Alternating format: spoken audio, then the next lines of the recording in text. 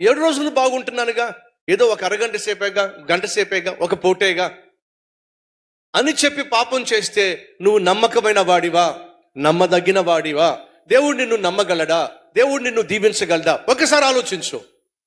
నీకే కారు కావాలి? నీకే బైక్ కావాలి?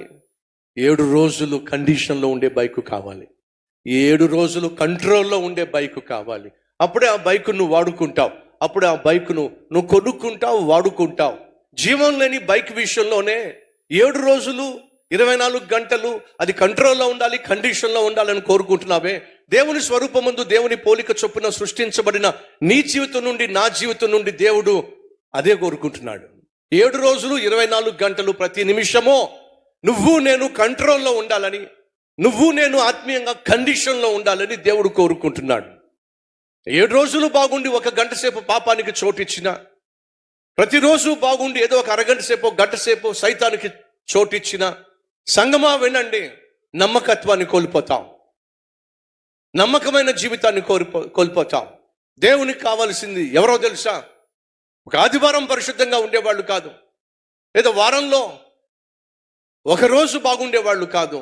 మనం ప్రతిరోజు బాగుండాలి, ప్రతి గంట బాగుండాలి, ప్రతి క్షణము బాగుండాలి.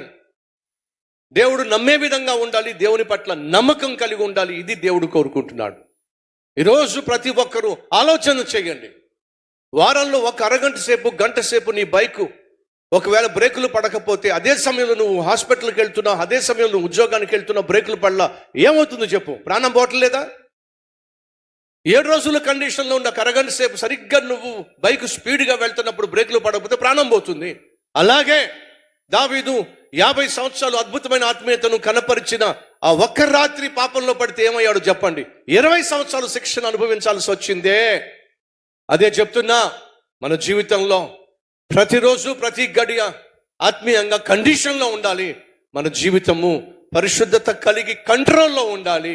అలా అయితేనే మనల్ని దేవుడు నమ్మగలుగుతాడు. మన చుట్టూ ఉన్నటువంటి మనుషులు మనల్ని చూసి నమ్ముతారు. ఈరోజు మనలో ఎవరికైనా ఈ సత్యం అర్థమైందా?